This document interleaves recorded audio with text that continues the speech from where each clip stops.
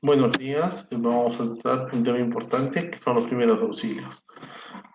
Los primeros auxilios están referidos a la ayuda inmediata, sea directa o indirecta, de cualquier persona, de cualquier trabajador, de cualquier persona que se encuentre en el lugar de los hechos, hacia una persona que presenta una enfermedad, un accidente, un estado en el cual no puede valerse por sí mismo.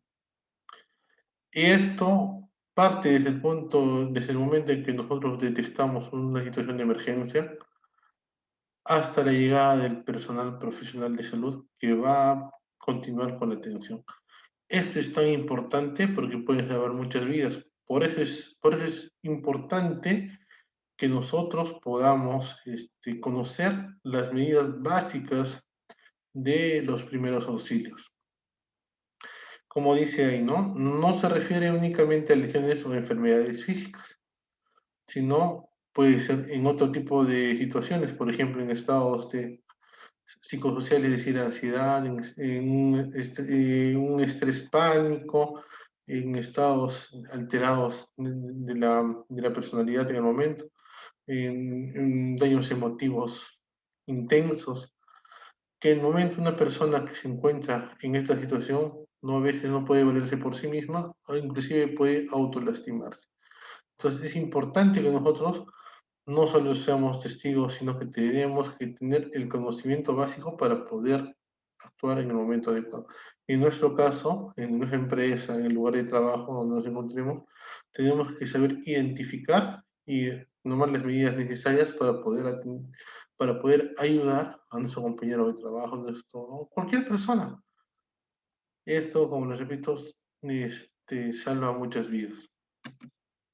Entonces, ¿qué es lo que debo de hacer este, cuando me presento ante una situación de emergencia? Primero, yo tengo que ser consciente de estar capacitado para poder brindar primeros auxilios. Y es lo que vamos a hacer ahora, conocer un poco de cómo deberíamos nosotros de actuar para mínimamente para poder ayudar a que una persona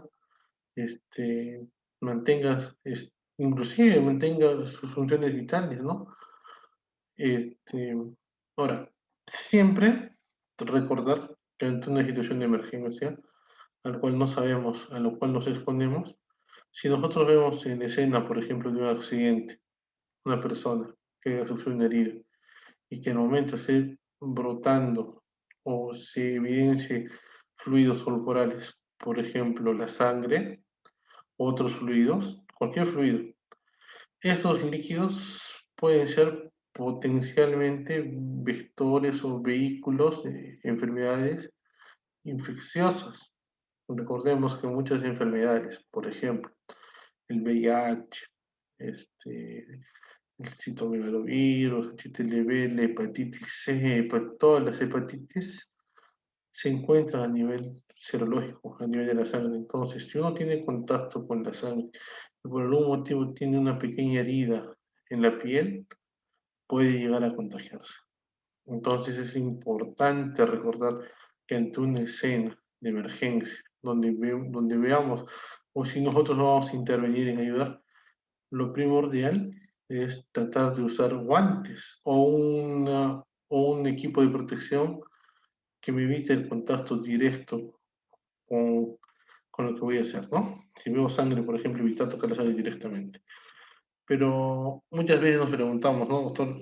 Ante una emergencia, pues nadie está preparado, o sea, nadie tiene el botiquín al lado, ciertamente. Pero si yo me encuentro, por ejemplo, en la empresa, en un edificio de 5 pisos, el botiquín se encuentra en el primer piso y la emergencia ocurre en el quinto piso, probablemente eso va a llevar un tiempo, va a demorar un poco. Entonces, yo les aconsejo que deberíamos de usar cualquier objeto que me pueda evitar ese contacto, proteger. Por ejemplo, si yo estoy en un lugar, ¿qué es lo primero que podríamos coger para ponerme en las manos y evitar el contacto directo por bolsas plásticas, por ejemplo? Y evitar el mayor contacto, ¿no? Si tuviese una zona donde hay mucho sangrado, no lo toques, no toques esa zona, toques otras zonas donde puedes ayudar.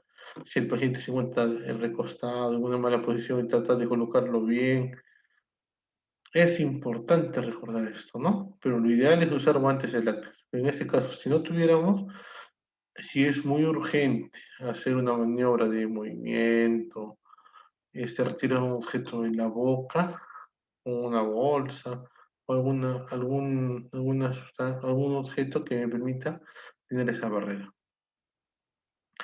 También es importante saber dónde estoy teniendo la emergencia, si el lugar es seguro.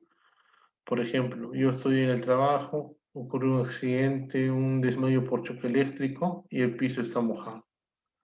Entonces, si yo quiero ayudar a la persona, probablemente si la fuga de electricidad o el cortocircuito sigue vigente y el piso está mojado, el agua es un buen conductor de electricidad, entonces si yo me voy a ayudar, probablemente yo también sea una víctima, ¿no? Entonces siempre evaluar el lugar, si es seguro para el que va a ayudar, va a brindar los primeros auxilios. Y siempre recordar, en este caso, si por ejemplo la persona se encuentra consciente, eso es importante. Si la persona se encuentra consciente, tengo que preguntarle, voy a llamar el nombre, decirle, ¿no? Si yo lo conozco, por ejemplo, Julio, te voy a ayudar, permites que te ayude, Julio, te voy a ayudar, permites que te ayude, si nos da la aceptación, le ayudamos, porque a veces algunas personas en esa situación se encuentran en un estado de euforia y pueden tratar, inclusive nos pueden lastimar al momento de tratar de ayudar, porque ellos no saben, no están con el estrés del accidente que les ha pasado. Por eso siempre, en este caso, como todos los trabajadores nos conocemos en la empresa, decirle el nombre, ¿no? Juan, Miguel, Roxana, Kimber, te voy a ayudar para que tenga idea del accidentado que va a recibir ayuda y no le va a pasar nada, ¿no?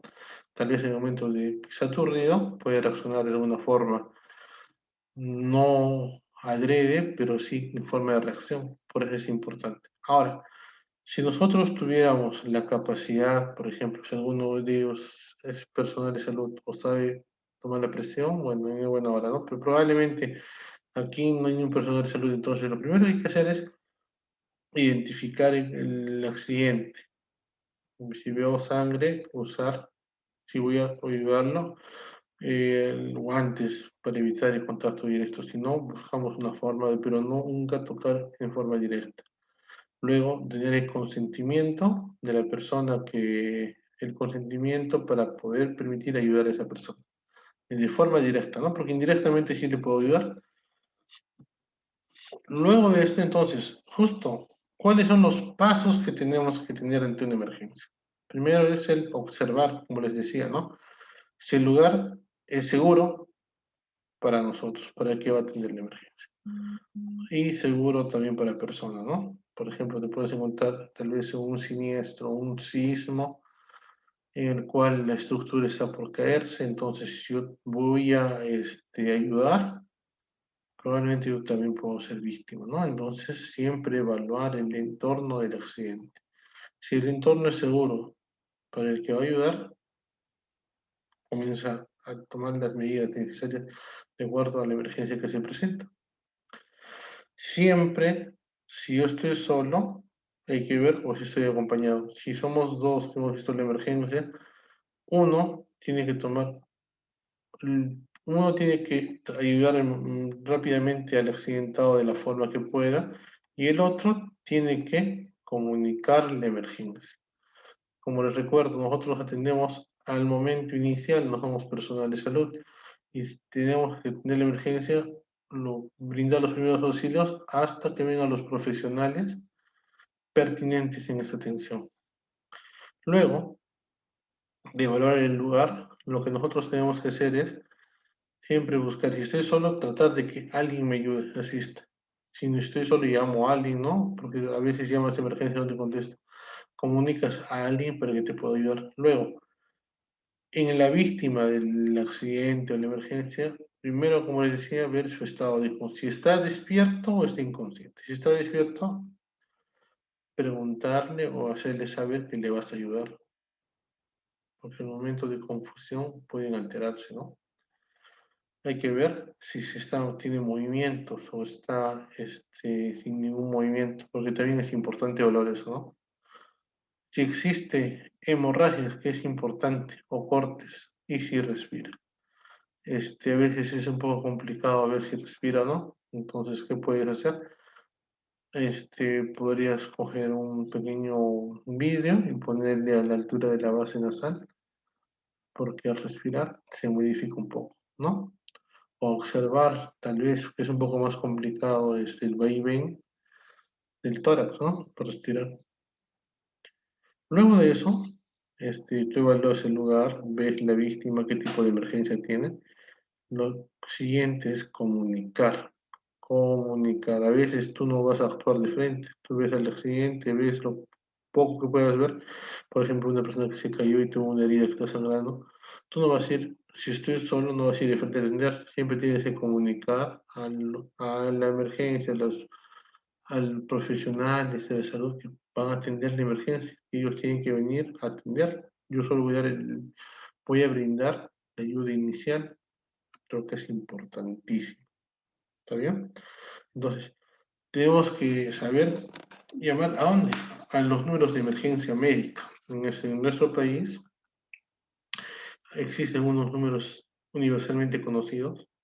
Por ejemplo, tenemos que llamar a la estación de bomberos, que es el 106, al SAMU, el servicio de ayuda móvil, 116, o en caso que no contesten o que no llegue a comunicar, el 105 puedes tomar cualquiera de esas opciones, ¿no? Para poder comunicar la emergencia. Y siempre el personal que te va a responder te va a decir cuáles son las características, en qué lugar, la dirección, o sea, tener presente eso, ¿no? Saber la dirección, el lugar, cómo está la persona y externamente qué es lo que pasó, para que ellos puedan tener una idea, ¿no? Es una persona niña, adulta, mayor, te van a preguntar todas esas cosas, entonces tienes que estar al tanto, ¿no? Eso también es importante, a veces los números podrían estar teniendo otras emergencias. Siempre saber, por ejemplo, en la empresa donde se encuentran ustedes se encuentran en el cercado de Lima, entonces conocer qué comisaría es la cercana a ustedes, el número de serenazgo, o sea, todas esas instituciones de atención de emergencia nos pueden ayudar, pero tenemos que saber los números para poder dar aviso. Siempre se debe que dar aviso de la emergencia, porque yo no lo voy a poder manejar solo. Yo solo le voy a iniciar. Mientras ellos lleguen, puedo ayudar en algo, ¿no? Ahora, al ser nosotros un accidente, aparte de la emergencia médica, es un accidente laboral, también se debe de comunicar, en este caso, al responsable de seguridad laboral en el edificio o en la empresa, ¿no? Para que tomen las medidas del caso y el caso sea reportado, notificado. Luego de ver observar el lugar, ver el estado de la víctima, comunicar la emergencia, que es importante, se debe de administrar los primeros auxilios. Por ejemplo, si la persona está semiconsciente o está inconsciente, pero respira, la siguiente manera es colocarla de costado, para evitar, por ejemplo, principalmente que se obstruyan las vías respiratorias. A veces cuando tú estás inconsciente se relajan los músculos, la misma lengua puede obstruir la vía respiratoria. Entonces, básicamente es una asfixia mecánica por una obstrucción de la lengua. Entonces, hay que evitar a que se obstruya la vía respiratoria. Entonces, tenemos que tratar, por ejemplo, siempre, en caso de que tú veas que la lengua está dentro, con unos guantes, por supuesto, metes la mano y retiras la lengua, ¿no? Dependiendo del caso, ¿no? Por ejemplo, si es una emergencia, una epilepsia que me preguntaban la vez pasada, en ese caso no vas a meter por su dedo porque en ese momento hay convulsiones repetidas, trismus, que al meter el dedo te pueden coger. Entonces, en ese caso es diferente. Para evitar, por ejemplo, que una persona que esté con una convulsión tónico-clónica se lastime el dedo, le pones, se lastime la lengua, le puedes poner algo rígido, ¿no? Para que muerda eso. O sea, todo es dependiendo del tipo de emergencia. En caso si es una persona inconsciente, sí tenemos que proteger la vía aérea. Luego, Ahora yo les voy a explicar de forma general algunas emergencias que podemos tener, ¿no? Porque para esto, los profesionales de la salud tenemos un algoritmo de atención. Hay, por ejemplo, ahí existe guías donde dice, ¿no? Está ya determinado, primero se ve la circulación, el aire, la vía aérea. Bueno, esas cosas no las vamos a tocar porque ustedes no son, lo que ustedes tienen que saber es qué hacer. Y eso es lo que nos importa. Bueno, vemos entonces, en caso de que tú te presentes ante una emergencia donde se presente o sea producido por heridas, por ejemplo, las heridas, bueno, una definición que tiene es la pérdida de continuidad de la piel o mucosa, o sea, se perdió la parte intacta, ¿no? Se rompió, se abrió, se retiró por diferentes causas mecánicas principalmente. Se produce al momento de producir una herida, este, el principal efecto inmediato es que se produce una hemorragia, ¿no? Además, el primer órgano que nos protege a nosotros es la piel. Si la piel está intacta, todas las bacterias que se encuentran por fuera de microflora se encuentran por fuera. Entonces, al momento de abrirse la piel, pueden ingresar los microorganismos. En este caso, entonces, los primeros auxilios van dirigidos a dos cosas. Primero, a tratar de controlar el sangrado hasta que lleguen los personales que van a tener emergencia. Y en segundo lugar, a prevenir el proceso infeccioso. Eso es lo importante, ¿no? Lo que tenemos que hacer. Como ven en las imágenes, por ejemplo, lo primero es que si, digamos, hay la posibilidad, se puede limpiar la herida con una sustancia antiséptica, por ejemplo, yodopovidona, inclusive hasta con alcohol, ¿no? Y en caso extremo, pero sí deberíamos de tener nuestro botiquín. El primer auxilio es una sustancia antiséptica, por la cual limpiar la herida, porque generalmente las heridas se producen en contacto con otras superficies, objetos que pueden ser contaminados. Entonces, en la zona donde se produjo la herida, probablemente se contamina, entonces tenemos que limpiar. Posterior a la limpieza, se tiene que hacer el primer proceso de evitar el sangrado, eso se llama la hemostasia, es decir, presión hemostática, principalmente con los dedos, presión hemostática digital, ¿no? Al nivel de la herida, dependiendo también del tamaño de la herida, ¿no? O de las diversas formas. Entonces, hay diferentes tipos de heridas, abrasivas, cortantes, laceradas, punzantes, con pérdidas de parte que es la avulsionada o amputaciones, ¿no? Entonces, estas heridas, casi todas van a tener el mismo manejo, ¿no? O sea, si son, dependiendo también del tamaño. Si son heridas pequeñas, lo que hacemos es limpieza automática y hacer tapón. Y si no tengo la forma de limpiar automáticamente, lo que hay que hacer es coger gasas, que es el principal objeto que nos va a permitir primeramente evitar la hemorragia, ¿no? Y doctor, por ejemplo, si en el caso de una emergencia no tuviera gasas en ese momento, lo que tendríamos que hacer es, por ejemplo, me puedo sacar o una prenda y viéndola baje presión, ¿no? O sea, yo sé que la prenda no es estéril, no es limpia, pero te puede ayudar. Tu objetivo principal es detener o disminuir la hemorragia, ¿no?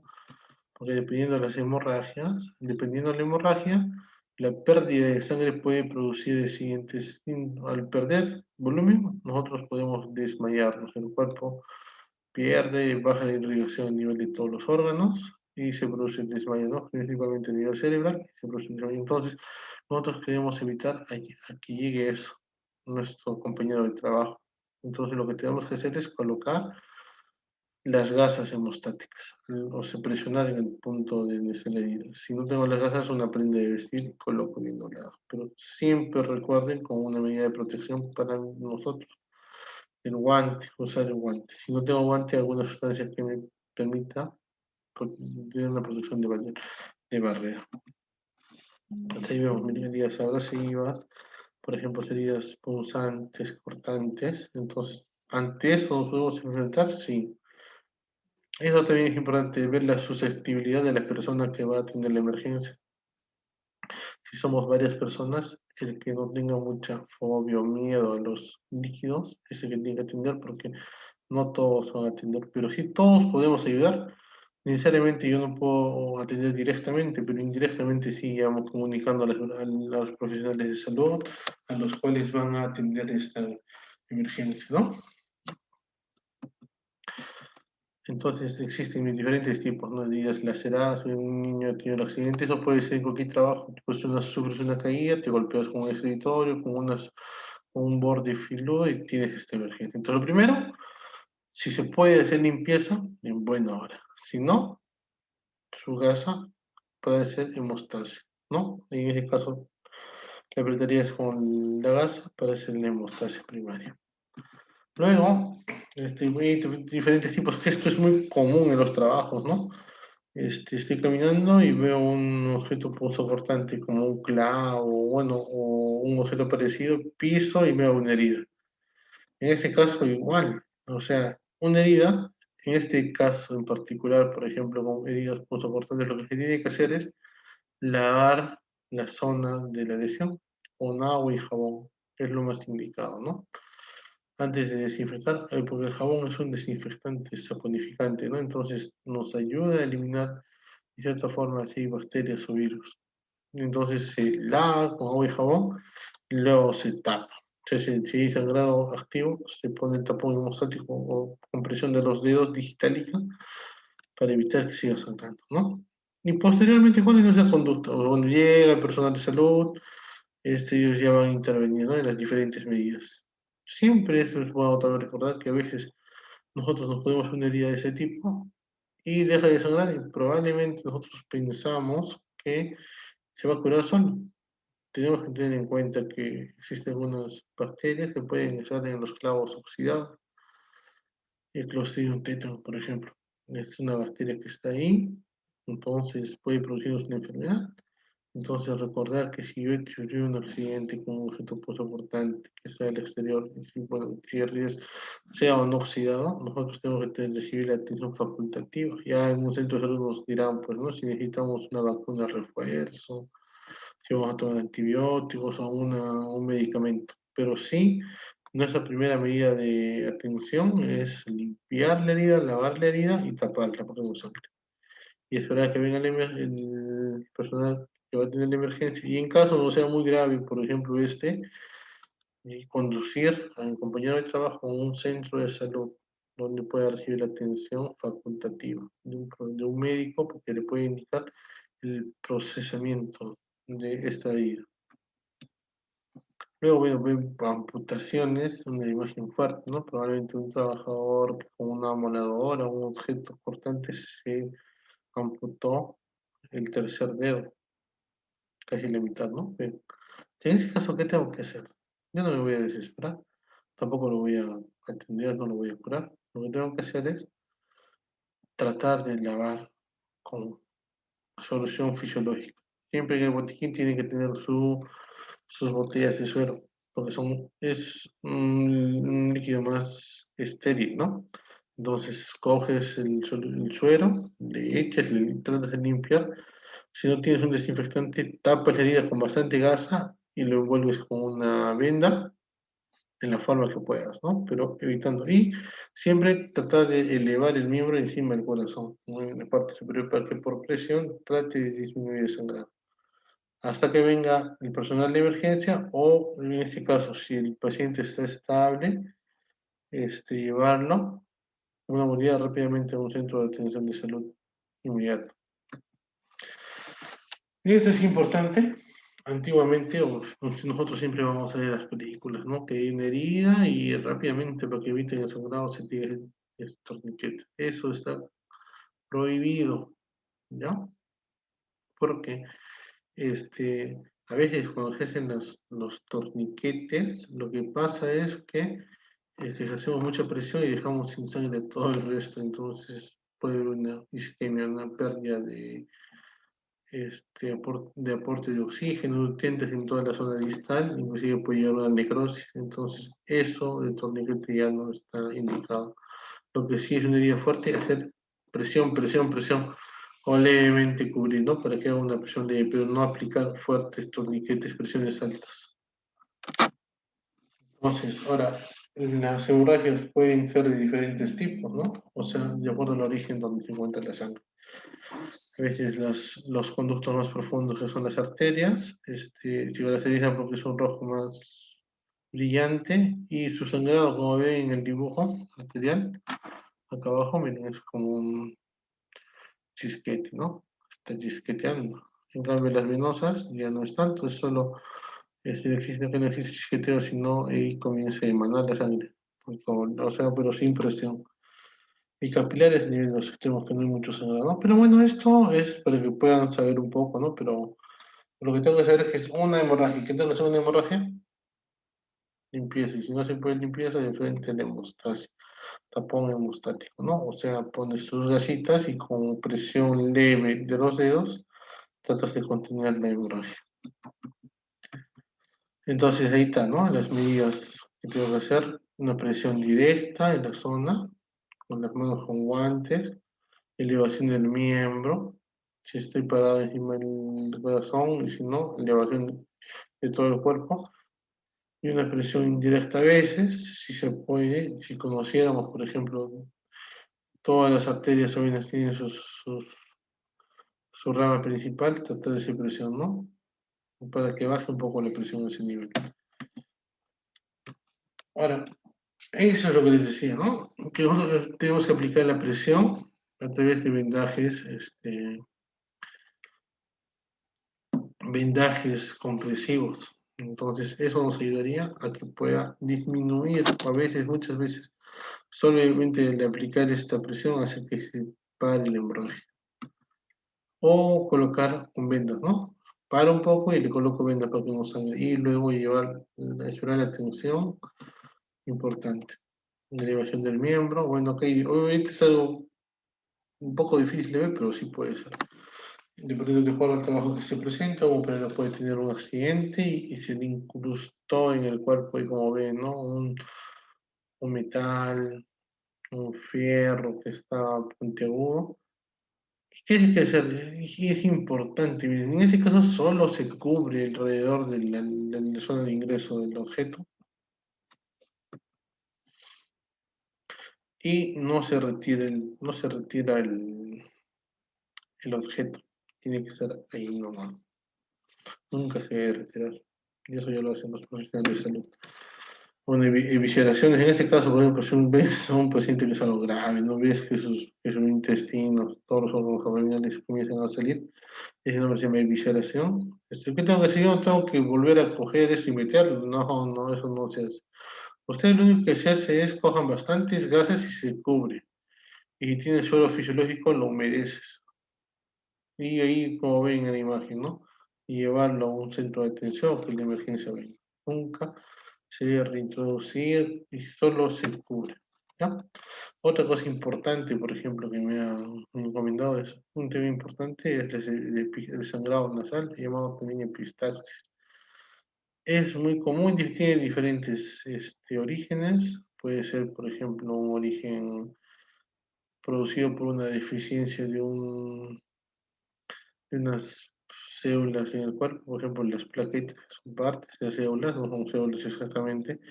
Cuando bajan la cantidad normal pueden producir sangrado, o cuando los vasos sanguíneos que se encuentran a nivel nasal están un poco débiles. Entonces también en ese nivel puede haber un sangrado, ¿no?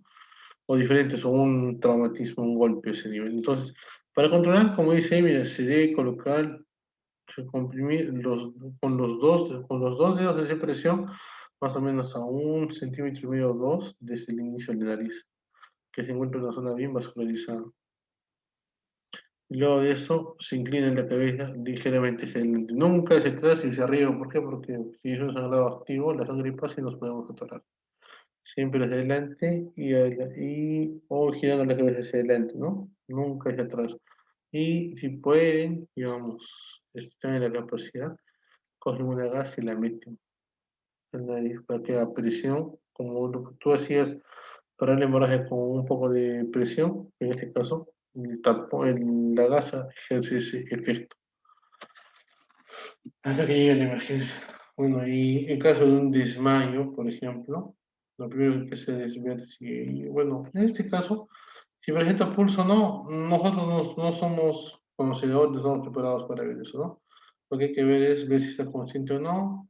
Enseguidamente puedes tocarle si tiene un poco de calor. El paso siguiente que ustedes deberían hacer es como si está inconsciente, lo giro a un lado, es como la imagen, ¿no? Entonces lo pongo de cúbito lateral, bueno, de costado. ¿Por qué? Porque a veces la persona que tiene la emergencia puede vomitar, o, como les decía, no puede tener un sangrado en la boca y puede atorarse. Básicamente lo que presentan vómitos, náuseas y vómitos, ¿no? Entonces ellos pueden vomitar y pueden atorarse con soluciones, atorar el conducto respiratorio, producir una obstrucción que en este caso sí puede ser mortal, ¿no? Entonces por eso se coloca de lado y como les recuerdo, si pueden, tiene capacidad de estar como antes, pues meter el dedo, el dedo, el dedo en la boca para retirar la lengua, ¿no? Luego, la presencia del pulso, la presencia del pulso. Ponle pausa. Igualmente, colocarlo del lado para evitar que pueda tener regurgitación o retorno de los líquidos y puedan obstruir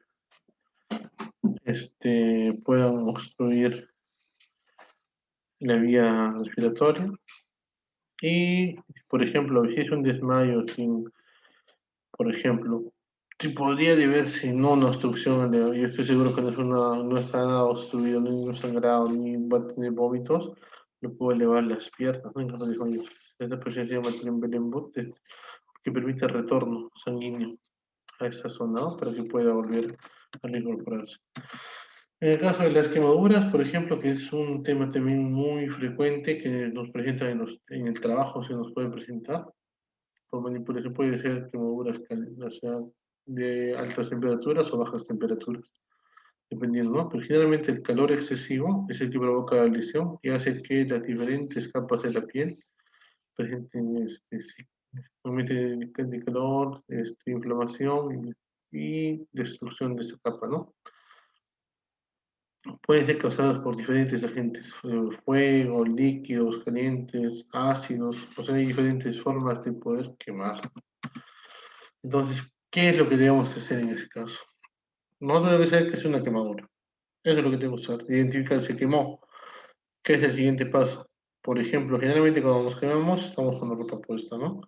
Entonces, nunca se debe retirar el pedazo de tela que está adherido a la piel. Porque en el momento de producirse ese fenómeno químico de aumento de calor, la tela, bueno, el material de la ropa puede adherirse a la piel. Si yo retiro, puedo sacar la piel, puedo producir inclusive mayor daño. Es mejor que venga el personal de emergencia y tome las medidas del caso. Si tú ves la quemadura tiene ampollas, no se revientan, eso es una forma de protección del cuerpo, ¿no? No usar sustancias aerosoles antisépticos, porque pueden producir también mayor irritación. Y es importante esto también, no usar remedios caseros. A veces nuestros papás, nuestros jóvenes dicen, no, hay que poner algo sobre la piel quemada, ¿no? Es mejor que el personal profesional, los médicos, veamos esto, le demos un tratamiento, porque no sabemos la sustancia que le voy a poner, primero, si es estéril o no es estéril, porque si no es estéril puede ser un foco de infección. Entonces es mejor, en casos de quemaduras, no usar remedios caseros y no hacer presión sobre las áreas quemadas. Esto es diferente a las hemorragias. Y después de eso, si yo veo la imagen, se cubre con una tela limpia. Si tuviéramos una gasa grande, genial, ¿no? Hasta que llegue la emergencia. En caso de las fracturas, bueno, pues creo que es la última parte, que también es frecuente en los trabajos, puede caer una caída y se produjo una fractura, ¿no? Y una ruptura del hueso. Entonces, entre las emergencias nosotros vamos a clasificar groseramente en dos tipos, cerradas y abiertas. para la forma de cómo responder a la emergencia. Hay diferentes clasificaciones que eso no viene al grano. Entonces, una cerrada es que cuando la piel está intacta, o sea, es decir, que no se ha salido el hueso, no ha salido de la piel, ¿no? En este caso, lo que tenemos que hacer es, si nosotros tenemos una fractura, tenemos que inmovilizar la zona de la fractura. Por ejemplo, si la fractura ha sido a nivel del muslo, el fémur, tenemos que inmovilizar la articulación que está arriba y la articulación que está abajo. ¿A través de qué? A través de esas maderas, cabestrillos, como ven acá, ¿no? Se ponen dos láminas rígidas y alrededor lo podemos amarrar con lo que tengamos. Si tenemos gasas, si no tengo hasta con ropa, cojo chompas o algo que permite que dé la vuelta y fije. Y se debe tratar de inmovilizar siempre dos articulaciones, una arriba y una abajo, para que el hueso no se mueva, porque al momento de la emergencia, la fractura, lo que duele no es el hueso exactamente, sino la capa externa que la cubre, que es el periodo. Eso es lo que duele. Entonces, una vez que tú dejas de que evites a que el hueso roto se mueva, el dolor va a disminuir. Y la persona que está fracturada va a sentir cierto alivio. Claro que eso no es el tratamiento final. Tú, lo primero que tienes que hacer es identificar, colocarlo echado y ponerle su cabestrillo, dependiendo de la zona en la cual sea la fractura, ¿no? Lo ideal, por ejemplo, si es una fractura del miembro inferior, ponerle sí, pues, como en imagen toda la tablilla, ¿no? Pero si no, recordar que se tiene que inmovilizar la articulación de arriba y la articulación de abajo.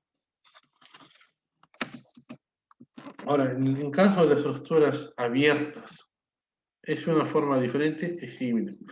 O sea, vamos a hacer lo mismo que en la fractura cerrada. Vamos a inmovilizar la fractura, pero con una herida abierta, la herida se tiene que cubrir, ¿está bien?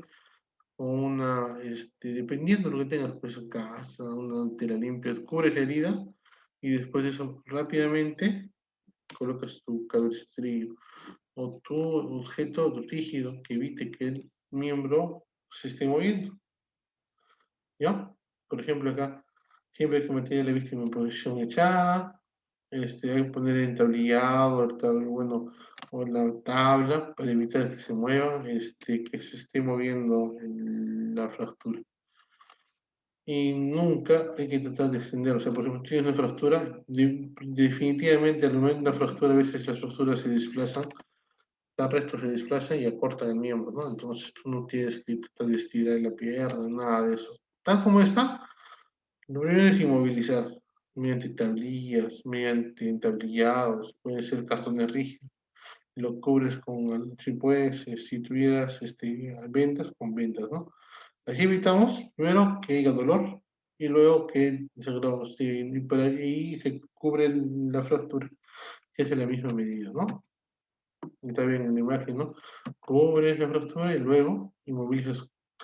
Para eso no hay cosa magia. Si tuvieras bueno, estas estructuras de plástico diseñadas para eso, genial. Y si no tenemos en el trabajo, maderas o cartones rígidos y pedazos de tela que los utilizan, ¿no?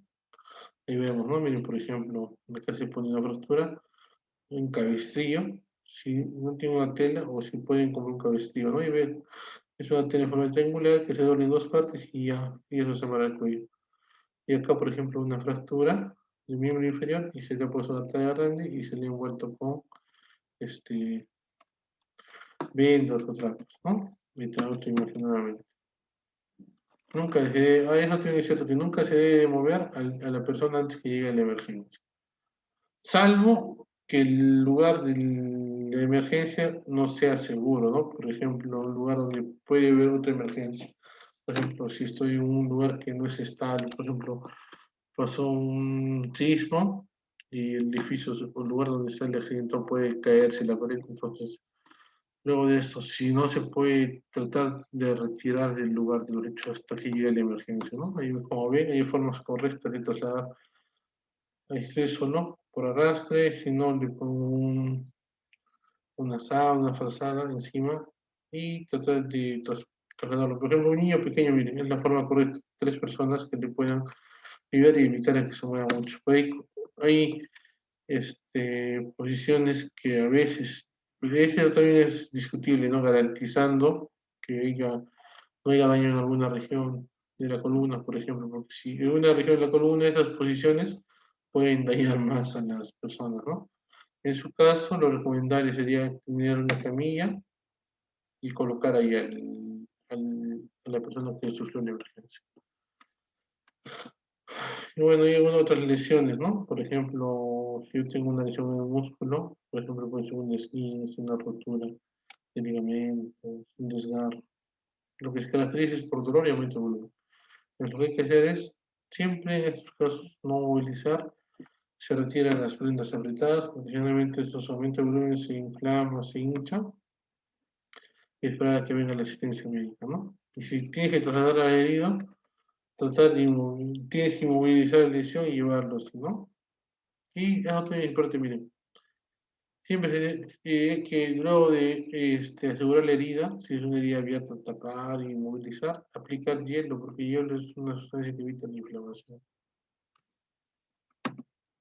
El desmayo, bueno, ya sabemos que la debilidad, bueno, puede tener diferentes síntomas previos al desmayo, ¿no? Por ejemplo, se siente débil, mareada, se pone pálida, sudoración fría, escalofríos, ¿no? Y visión, digo, estoy viendo borroso y se va a caer. Si tú identificas antes que pase el desmayo, vas y lo sujetas, ¿no? Trates de que no se caiga tan fuertemente, porque la caída de un desmayo también puede producir otra emergencia, ¿no? Un golpe a nivel cerebral, por ejemplo, a nivel craneal, hay por ejemplo un traumatismo encefalocraneal. Entonces, si tú identificas antes que una persona pierda la conciencia, sería ideal. Entonces, ¿cómo actuar igual como hemos hecho, no? Perder la conciencia, todo lo que hemos repasado, llamar a la emergencia y estar con la persona desafinada, ¿no? Y para terminar, bueno, hemos visto muchas aplicaciones, muchas emergencias que pueden ser cotidianas. Todos esperamos a que no, pero sí pueden presentarse en el ambiente laboral.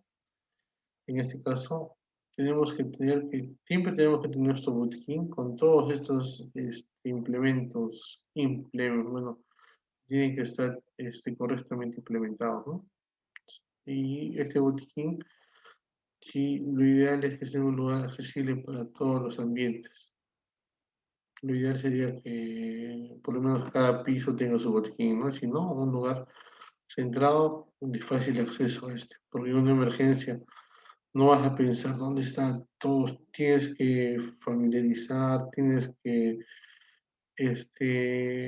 siempre hacer simulacros de una emergencia, tal vez, un taller y sociabilizar el lugar de ubicación de este botiquín, porque a veces durante la emergencia uno se olvida de todo. Entonces, si son varios, uno trae el botiquín, otro tiene la persona que está en emergencia y otro se encarga de comunicar. Si estoy solo, verifico la zona, lo que hemos hecho, ¿no? Comunicamos. Bueno, esa es una pequeña revisión, espero que les haya servido. Es importante recordar que todos estamos en la obligación de atender una emergencia, sea directa o indirectamente. Hay personas, por ejemplo, que puedan tener miedo a la sangre, ¿no? Probablemente ellos no tengan una acción directa, pero indirectamente puedo ayudar, comunicando a las personas, a los profesionales que sí van a atender la emergencia. Bueno, muchas gracias. Espero que haya sido útil este repaso pequeño que le hemos hecho. Son cosas básicas que hemos tratado de explicarles para que puedan entender. Si tuvieran alguna pregunta, por favor, alguna duda.